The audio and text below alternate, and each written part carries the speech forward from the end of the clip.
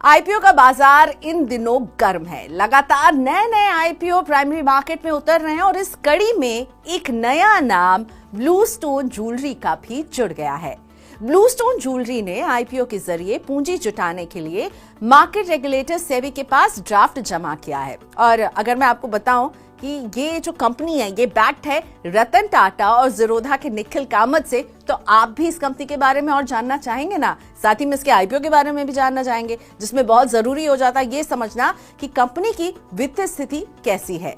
तो बेंगलुरु की jewellery company Bluestone jewellery बहुत जल्द 1000 करोड़ रुपए से ज्यादा का आईपीओ लाने की तैयारी कर रही है और इस आईपीओ से जुड़ी सारी डिटेल्स आपको देते हैं।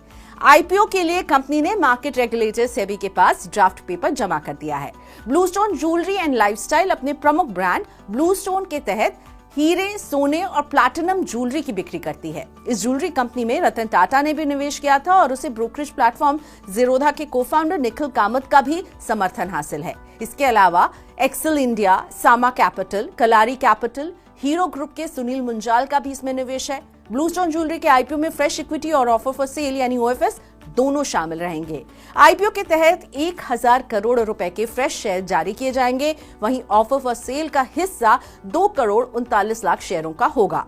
ओएफएस में एक्सेल इंडिया, समा कैपिटल, सुनील कात मुंजाल समेत अन्य शेयरधारक अपनी हिस्सेदारी की बिक्री करने वाले हैं। ओएफएस के जरिए कलारी कैपिटल 79 लाख से ज्यादा share, almost 79,80,000 share, Sama Capital 41 lakh share, IvyCap Ventures जो है वो 31 लाख से ज्यादा शेयर और एक्सेल इंडिया 31 लाख शेयर, तो वहीं आयरन पिलर 17.5 लाख शेयरों की बिक्री करेंगे।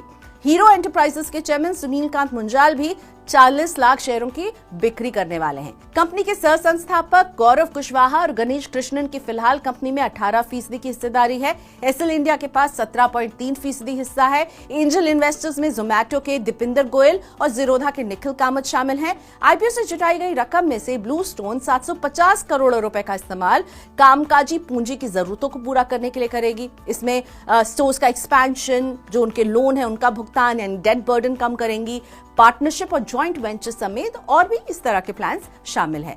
वहीं 250 करोड़ रुपए का जो इस्तेमाल है वो कॉर्पोरेट गतिविधियों के लिए किया जाएगा। अब आइए कंपनी के फाइनेंशियल्स यानी उनकी वित्तीय स्थिति पर नजर डाल लेते हैं। फिलहाल ब्लूस्टोन घाटे में चल रही है।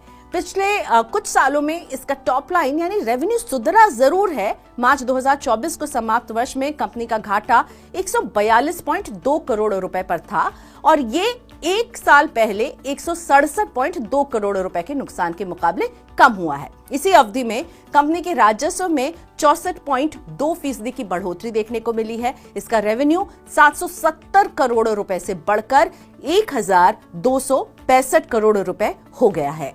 अब जान लीजिए इनके कॉम्पिटिटर कौन है। तो रिटेल ज्वेलरी सेगमेंट में ब्लूस्टोन मुकाबला करेगी टाइटन, कल्याण ज्वेलर, सेनको गोल्ड जैसी कंपनियों से, जो रेवेन्यू के मामले में इस कंपनी से काफी बड़ी हैं। साल 2024 की तरह साल 2025 भी आईपीओ के लिहाज से शानदार रहने वाला लग रहा है। अभी तक तो यही दिख रहा है।